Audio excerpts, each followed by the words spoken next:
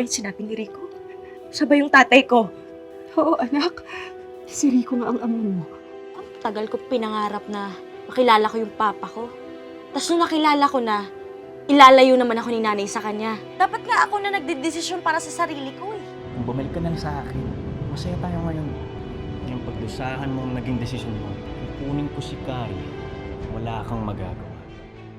Maggie, bakit si Celine ang gumagawa ng trabaho mo samantalang ikaw ang naka-duty ngayon? Nagpupunas-punas na lang po ako, pero lahat po to siya po naglinis nito. Totoo ba ang sinasabi ni Celine, Maggie? Oo. Alam niyo, matagal ko nang gustong makilala yung tatay ko, pero pinagdadamot niyo sa akin yun. Pinagchichismisan tayo. Nakakahiya! Alam niyo yun, ayoko na dito!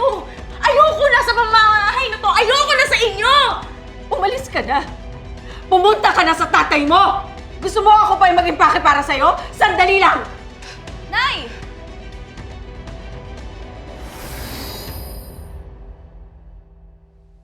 Celine, sandali mag-usap tayo. Di ba sabi ko, huwag mo na akong dadalawin? Umalis ka na to pa, hindi ko kailangan ng bisita. Celine, huwag naman ako itaboy. Kaibigan kita. Kaya hindi ako magsasawa pumunta dito. Hindi kita iiwan. Hindi kita kakalimutan.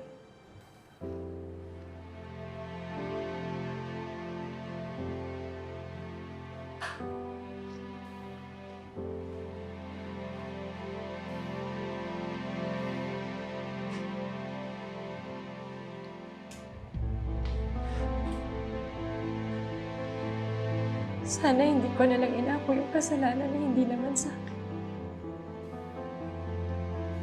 Sana hindi ako nahihirapan ng ganito. Sana kasama ko pa yung pamilya ko.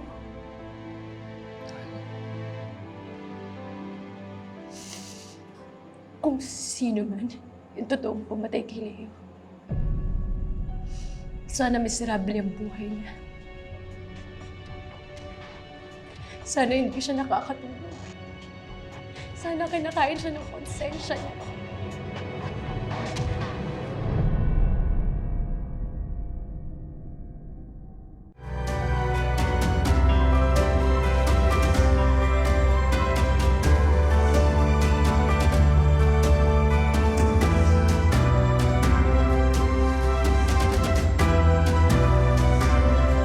Huwag kang matakot.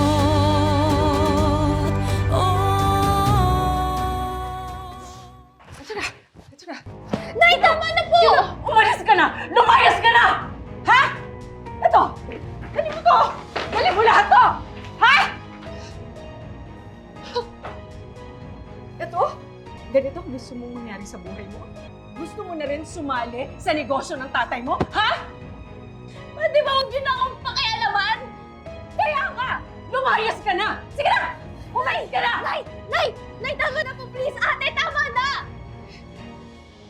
Alam mo ba kung bakit maginhawa ang buhay ng tatay mo, ha? Dahil nagbebenta siya ng mga underage na babae online. Kaya guminhawa ang buhay niya, yun ang negosyo niya. Pinoprotektahan lang naman kita, anak eh. Ayoko lumaki ka sa ganung klase ng lugar. Oo, anak. Hindi ako perpektong nanay. Hindi ako magaling na nanay. Ang dami-dami ko naging desisyon sa buhay na mali, pero lahat yun, lahat ginagawa ko para sa inyo. Lahat yung ginagawa ko para sa inyo dahil mahal ko kayo. Sorry, anak. Sorry kung hindi sapat. Sorry kung kulang. Anak, sorry! Sorry!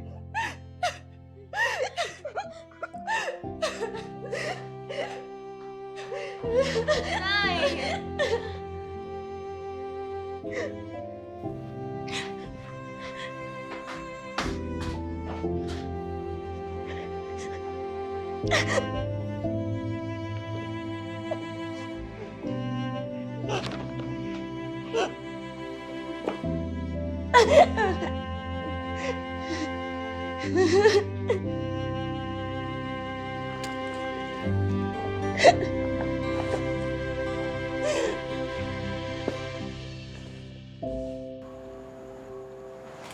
Sigurado naman ako na hirap matulog yun sa gabi. Hirap na hirap din yun.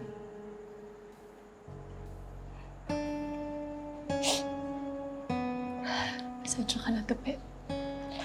Sa'yo na naman ako umiiyak ngayon. Okay lang yan. Pero Celine, huwag mong iisipin na kanalimutan ka na ng pamilya mo. Marami lang talaga silang problema ngayon. Problema? Hindi niyo ba sasabihin kay Celine? Sigurado naman ako na gusto rin malaman na Celine yung mga nangyayari sa inyo. Wala na namang magagawa si ate. Kaya ikaw huwag mong sasabihin sa kanya, ah. Bakit? Anong nangyari? Tupi, Nakilala na ni Kari yung totoong tatay niya. Kaya, ayun, nagkakagulo lang sila. anong sabi ni nanay? Hindi ko alam eh. Yun palang mga balita ako. Okay lang ba sila? Oo. Okay lang naman. Ngayon naintindihan ko na. Sigurado naman ako na kapag naayos ang sitwasyon, dadalawin kayo ng nanay mo. Sana nga.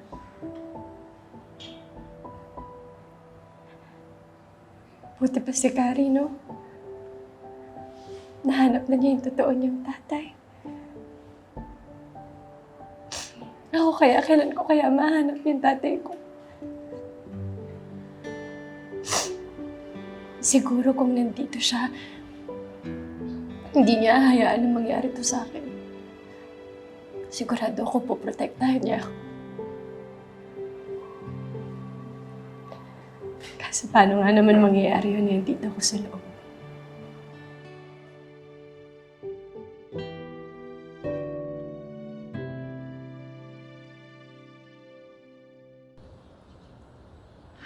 Finally!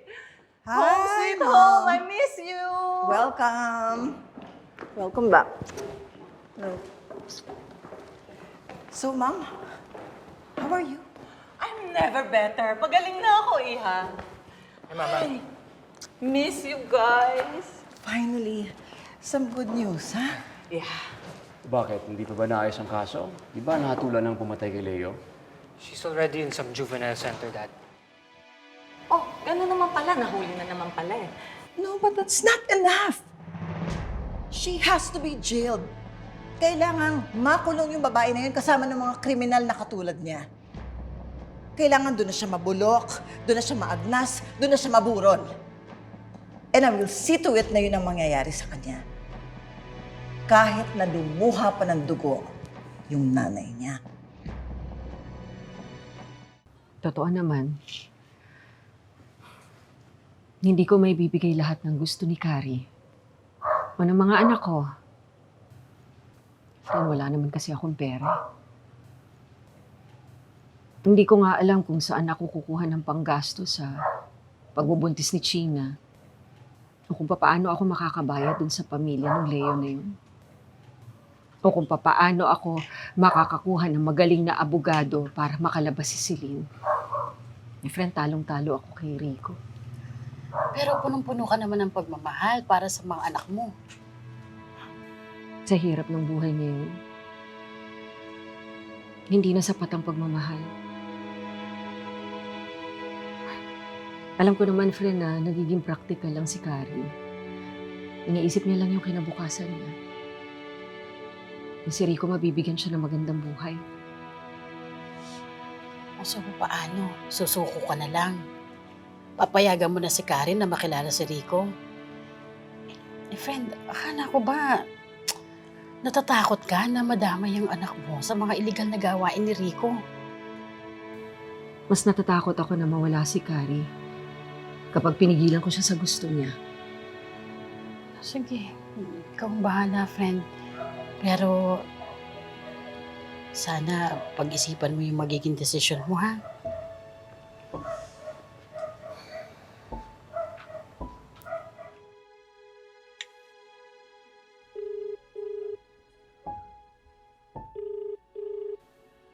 Hello po. Pwede ko po ba makausap si Papa? Teka lang. Anak mo.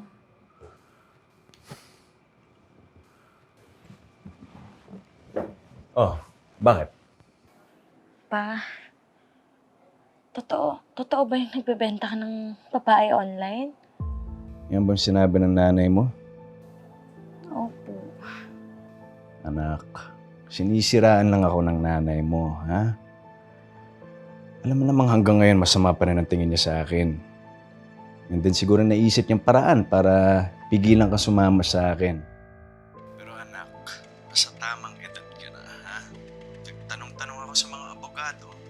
At sabi nila, pwede ka na magdesisyon kung kanino mo gustong sumama. At sa korte, kung kanino mas bubuti ang kalagayan mo, yan ang papanigan nila. Kaya sa tingin mo pa, mas mabuti ba dyan ang kalagayan mo o sa poder ko?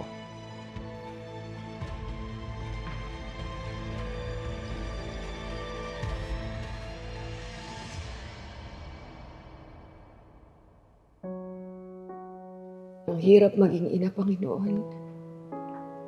Ilang beses na akong sinubok pero ngayon lang yata ako napagod. Hindi ko na alam kung paano ko hahatiin ang katawan ko. Isa para mabigay ang pangangailangan ng mga anak ko. Isa para kay Celine na alam kong malungkot sa juvenile center. Isa para kay Gina na mag-aalaga sa kanya habang bubuntis siya. At isa para kay Carrie na gagabay sa kanya para makuha niya ang gusto niya nang hindi siya nasasaktan. Panginoon, iisa lang ako. Kaya, kayo lang po ang katuwang ko sa buhay. Kung hindi ko po magagampanan ang responsibilidad ko bilang ina, humihingi ako ng tulong sa inyo. Huwag niyo akong pababayaan. Huwag niyo pababayaan ang mga anak ko. Kung mali man po ang mga desisyon ko, ang mga payo ko, Panginoon, itama niyo po. Gusto ko lang maging masaya ang mga anak ko. Gusto ko lang maging maganda ang buhay nila. Kahit hindi na ako, kahit sila na lang. Mahal na mahal ko po sila. Sila po ang buhay ko. Nakikiusap po ako sa inyo. Bantayan niyo po sila. Parang awa niyo na po.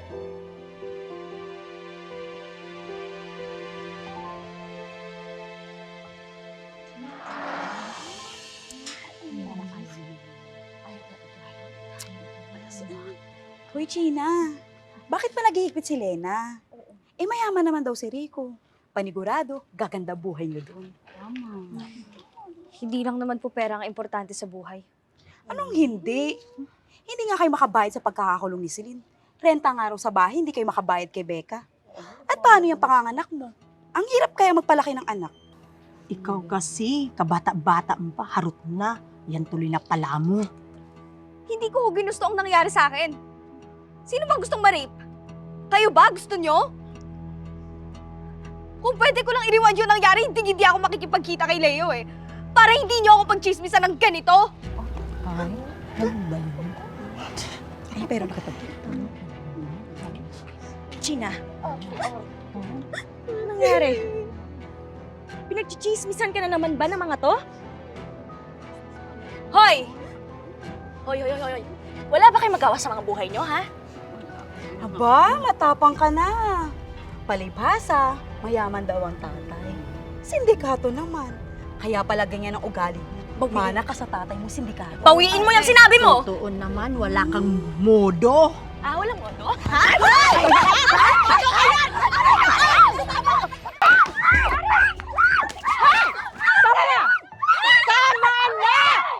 Diyan kayo nagmana sa nanay yung pokpok, mga salot! Sinumpa yung mga yan. Palibasa kasi itong si Lena, papalit-palit ang asawa! Manahimik na kayo, ha? Ha? Nay, Halika na, mga anak. Tingnan niyo nga po ako. Kasalanan niyo naman po to eh. Kaya kami minamahal si Gina sa buhay. Ate, bakit? Totoo naman eh.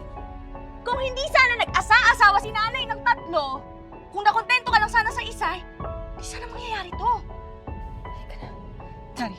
Kaya ko pong umuwi mag-isa. Bulisit na buhay to. Ako na. Nay. Ate! Nay. Tumahimik ka kayo? Totoo yan. Ay, naku, Diyos. Pwede ba?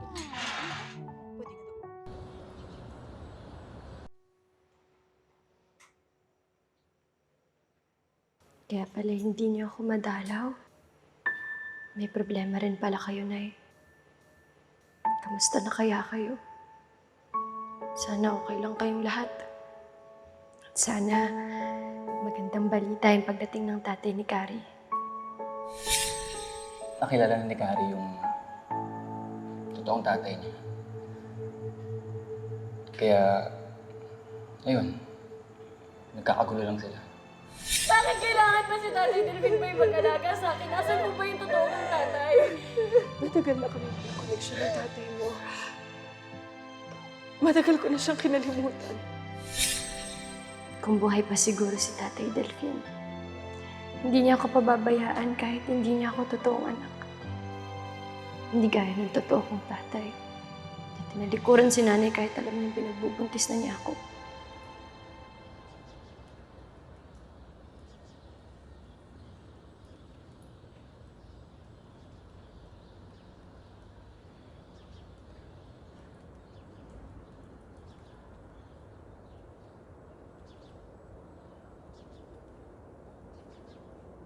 There was once a belief na ang mga bituin daw are those people who have gone before us.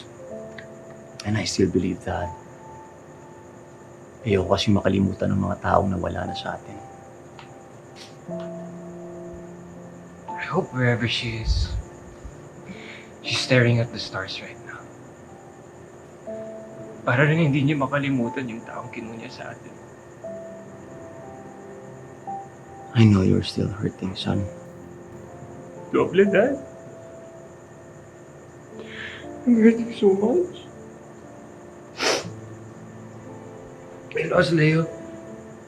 And he was my best friend. And now I also lost someone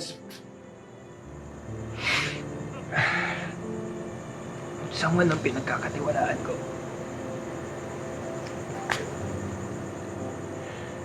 They were the only 2 people I could talk to, Dad. The only one I could share my problems. Now I have no one. No. No. It's not true that you have no one. I'm here for you. Hindi man tayo magkadugo. But I'm here for you. You're my son.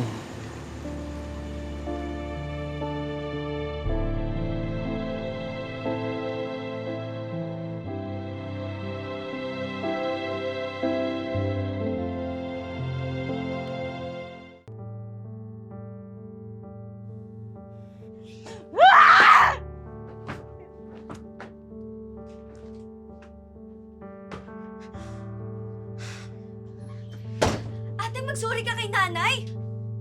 Hindi ko naman sinasadya eh. Kahit pa. Ang sasakit kaya ng mga sinabi mo. Eh bakit yun yung naramdaman ko eh? Di mo ba naramdaman yon? Ate, binastos mo siya. Pinaiyak mo si nanay. Ikaw na nga lang yung pinagtatanggol niya. Ikaw pa yung galit. Hindi mo man lang na-appreciate yung efforts ni nanay. Na-appreciate ko. Thankful naman ako.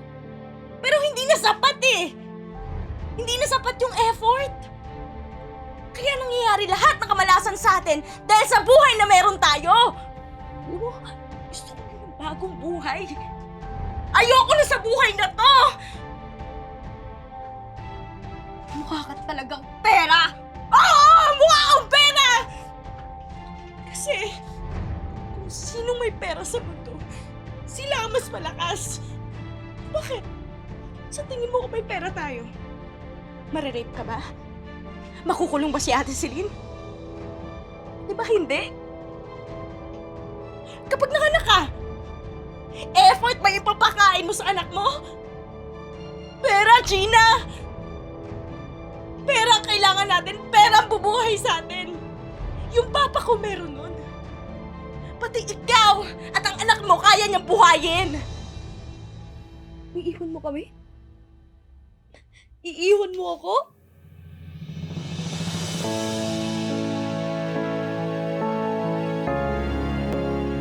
Iiwan mo kami? Iiwan mo ako? Sagutin mo ako! Iiwan mo kami! Ano? Hindi ko alam! Hindi ko alam!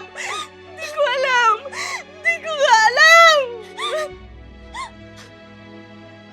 Ate! Ate! Ate! Gina! Ate! Nagmamakaawa ako sa'yo! Huwag mo kami iiwan! Huwag mo ko iiwan! Tayo na lang ilan dito, ate! Hindi ko kaya! Hindi ko kakayanin! Ate Kari! Nagmamakaawa ko sa'yo! Gina, tumayo ka na dyan! Please! Huwag mo kami iiwan! Huwag mo kami iiwan! Ate! Huwag mo kami iiwan! Please! Gina, tumayo ka na dyan!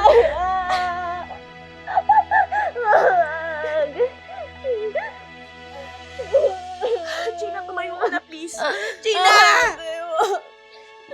Ate, wag, please. Wag mo kami iiwan. Hindi ko kaya. Ate!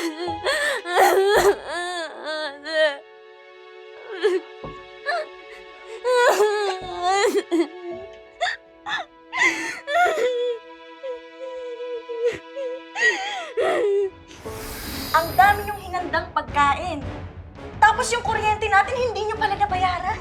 Para saan eh? Alam niyo na kung gusto niyo talagang bumawi sa amin, ialis mo na lang kami sa buhay na ganito. Ate Kari, tama na! Tama na talaga! Sobrang-sobra na! Nakita mo ba ang dad mo? Kasi I've been trying to call him kanina pa pero hindi naman sumasagot sa telepono. Pupunta daw siya doon sa juvenile center. But why? Gusto daw niya makita yung taong pumatay kay Leo.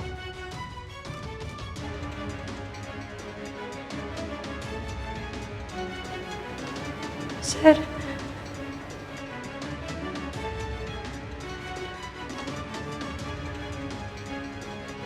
Ikaw ang pumatay kay Leo.